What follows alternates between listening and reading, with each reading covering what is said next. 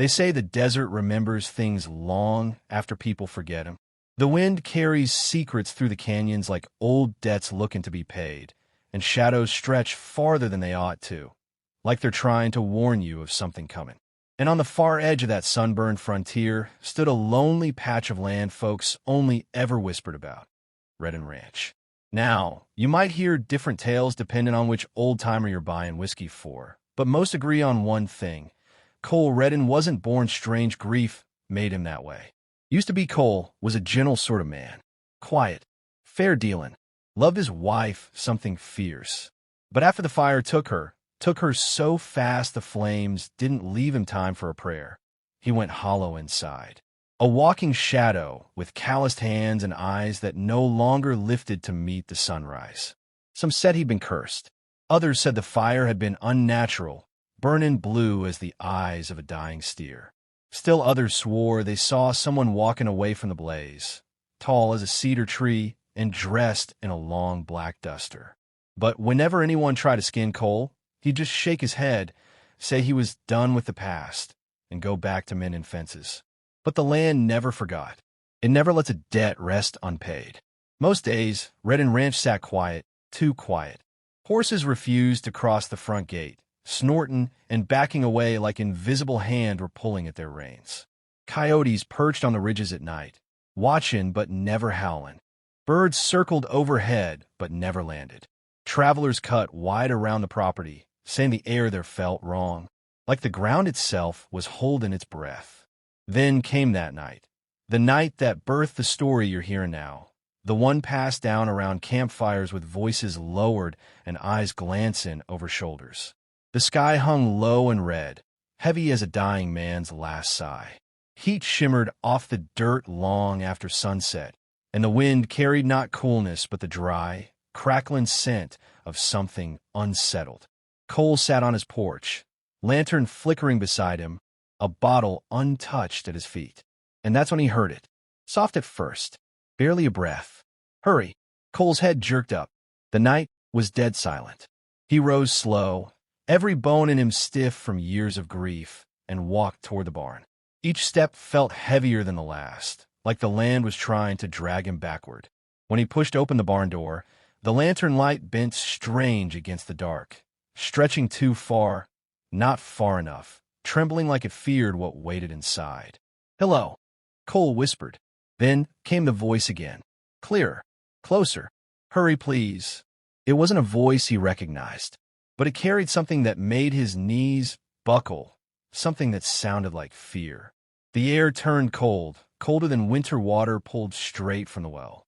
The horses, pinned at the far end, pressed themselves against the boards, eyes rolling white. Cole lifted the lantern higher, his heart thumping like a drum played by a man with too much anger in him. And then, the storyteller pauses here when reciting this tale, lets the fire crack softly, lets the listeners lean in.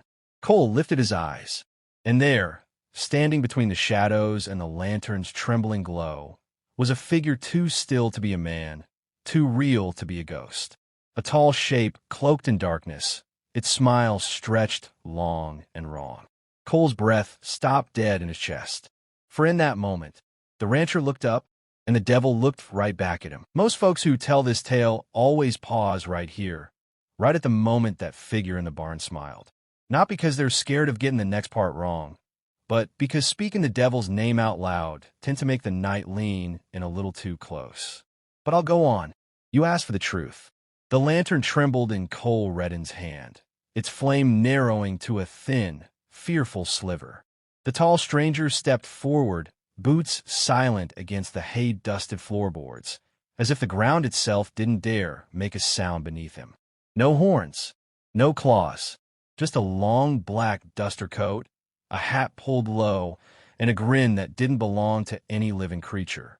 "Evening, Cole," the stranger drawled, voice smooth as a snake sliding over stone. "Been a long time." Cole's blood chilled. Only one man ever spoke his name like that, contempt dripping from every syllable like venom. "Silas," Cole whispered. The name left his mouth like a sin. The stranger's grin widened. Silas Crow, a name forgotten by most men, but feared by the ones who remembered. Some said he was a bounty hunter turned outlaw. Others said he practiced old magic dug up from the canyons. But the most whispered tale of all said something darker. Silas Crow never died. He just changed shapes. Well now, Silas chuckled, lifting his head enough for the lantern to catch his eyes. Eyes too dark, too deep, like they had no end. Seems you ain't as slow as grief made ya. Cole swallowed hard. His voice scraped out rough. You should have died in Ash Valley. Oh, I did. Silas tapped a gloved finger to his chest. The sound was hollow. But death don't stick to men like me. Cole stepped back toward the open doorway, but the barn door slammed shut behind him, hard enough to rattle dust from the rafters. Silas didn't move a muscle. That voice, Cole said, forcing strength into his tone. It wasn't yours. Silas's smile curled unnaturally. No, but I figured it'd drag you in fast enough. Cole's throat tightened. The whisper, hurry please. The same words he once heard his wife cry the night the fire took her. Where is she? Cole rasped. What have you done? Silas hissed softly, strolling in a lazy circle around him, hands clasped behind his back as if admiring a piece of art. Relax, Marshall. I haven't done any more than you already failed to prevent. Cole flinched at that word. Marshall, a title he buried the day he buried his past. I ain't that man anymore, he muttered. Oh, but you are, Silas replied, stopping inches from Cole, leaning down until their faces nearly met. You can't bury blood, Cole, and you can't outrun debts, not the ones owed to me. The barn groaned. The horses screamed, panicked. Silas continued, voice dropping to a whisper colder than winter steel. I came to collect what was promised. Cole shook his head. I promise you nothing. Not in words, Silas said, but in action. When you stopped me years back, when you dragged me out of the canyon and broke the ritual, you denied me something precious. Cole's heart hammered. He remembered that day, how he found Silas carving symbols into the canyon wall, whispering to shadows that didn't belong to the sun. How he'd fired a bullet straight through Silas's heart, only for Silas to smile as he fell. You ain't human, Cole whispered. Silas chuckled. No, but you already knew that. Then Silas leaned close, breath colder than grave soil. And your wife knew it too. Cole's vision blurred. The barn spun. What did you just say? Silas reached out, tapped Cole's chest with one gloved finger. She saw me that night. Saw what I was. Tried to stop me. His grin sharpened. So I stopped her instead. A roar burst from Cole's throat as he lunged forward. But Silas didn't move. Didn't flinch. Didn't breathe. Cole's fist passed straight through him like smoke. Silas's eyes gleamed. You see? You can't touch me. Not yet. He stepped back, spreading his arms wide like a preacher before a sinful congregation. But soon you will. Soon you'll choose. Join me or fall to me. The whisper returned, louder this time, desperate, trembling. Hurry! Cole, hurry! Cole spun, lantern raised. The voice wasn't coming from Silas. It was coming from his shadows behind him, from a shape curled on the barn floor.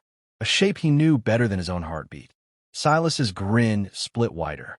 Time to face what you lost, Marshall. Now, if you've ever heard this tale told by men older than dust, you'll notice how their voices always soften at this point. Not out of fear, no, that part comes later, but out of respect. Because what Cole Redden faced in that barn was not just a demon wearing skin. It was the past he'd spent a lifetime trying to bury. The lantern swung in a shaking hand as Cole stumbled toward the shadowed figure on the barn floor. Straw crackled under his boots, and the smell of cold ash filled the air. Old, familiar, and sharp enough to cut. Lydia, Cole whispered. The name came out cracked from years of being held in. Silas Crow leaned against a post, arms folded, watching like a man enjoying a show purchased with stolen gold. Cole knelt beside the faint silhouette. It flickered like smoke caught in moonlight. There, then gone, then back again. He reached out a trembling hand, but it passed straight through. The shape whispered, "Get up. Cole, don't let him win." The voice was hers. Soft, warm. The way she sounded before the night fire stole her breath. Cole's chest caved inward, a sob threatening to tear him open. No, no, no, Lydia, I couldn't save you.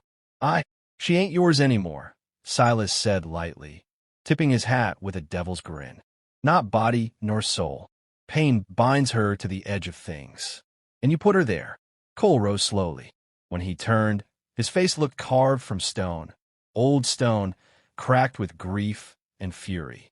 I didn't put her anywhere, Cole whispered. Silas laughed. Oh, but you did.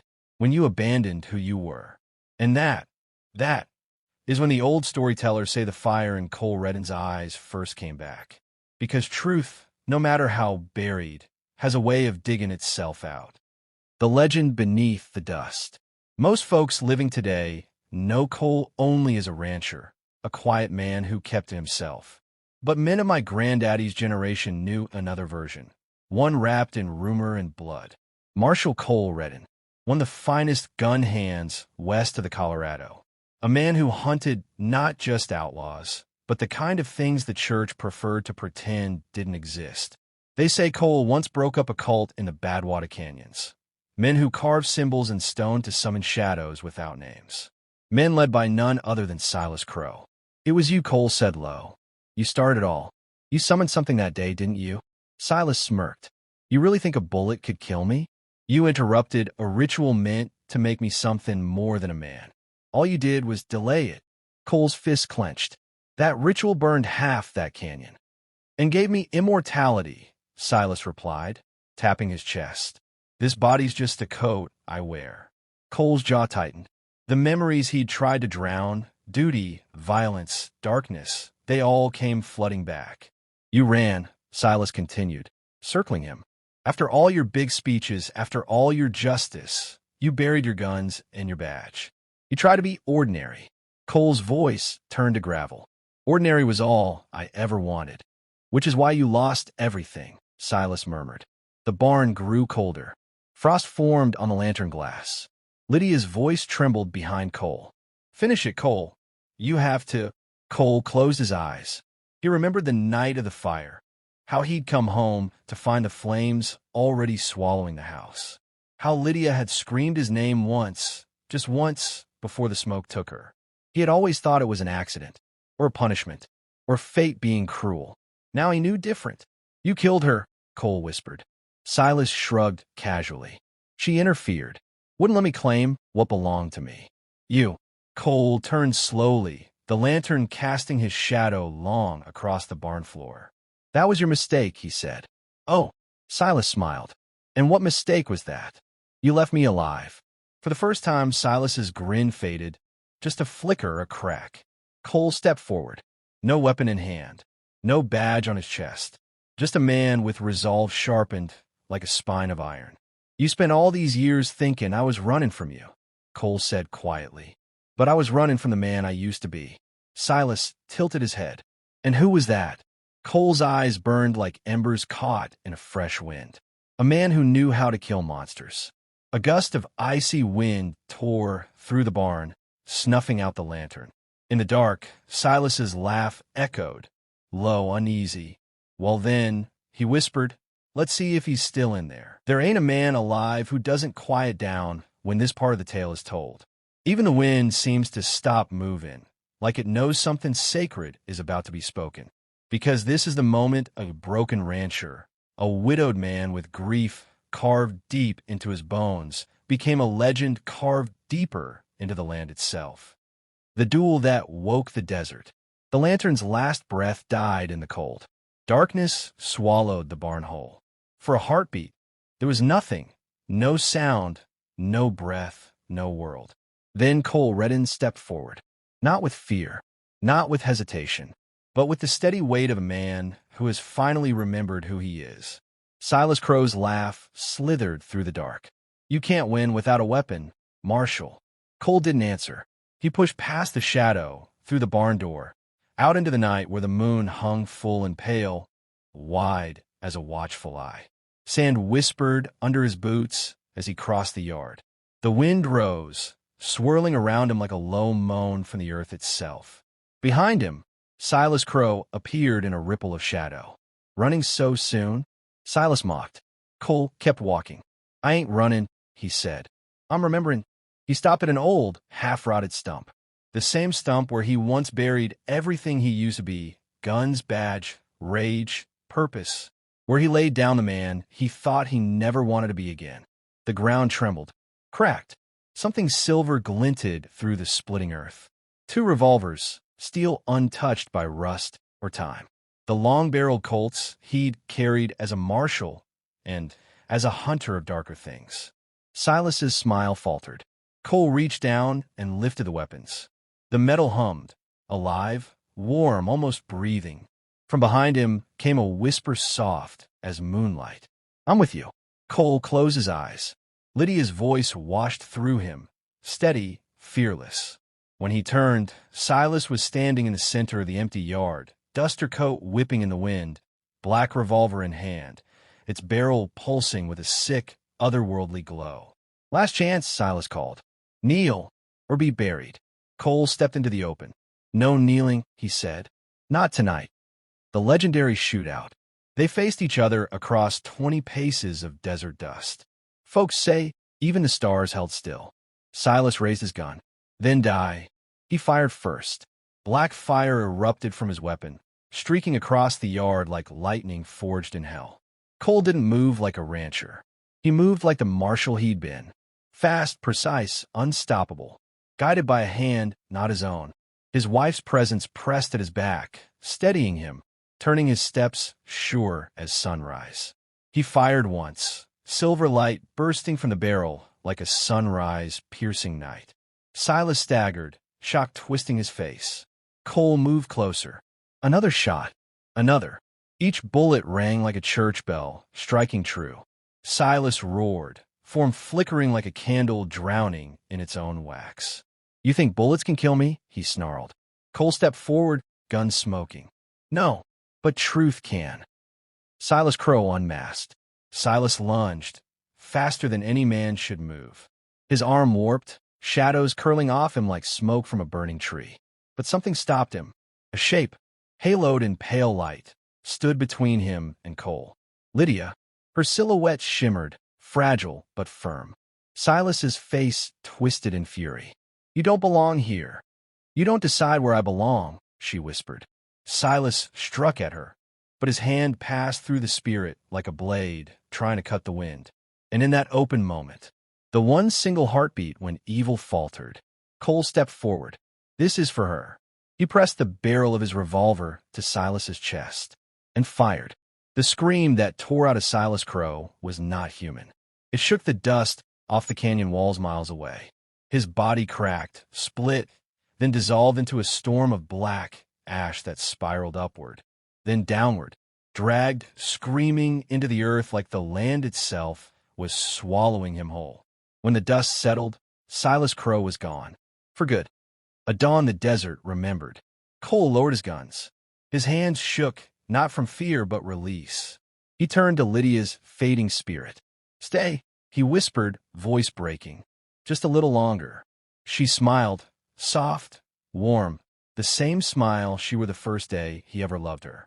"Rest now, Cole," she said. "You kept your promise." Her form shimmered, thinning with the sunrise. "I'll be waiting." Then she was gone, carried away on the soft morning breeze. Cole stood alone in the quiet dawn, gun still in hand, the desert painted gold around him. And that was the birth of the legend. The old storyteller always ends it the same way. So if you ever ride past Red and Ranch, tip your hat. Not out of fear, but respect, because there's a man there who once looked the devil dead in the eye and didn't blink.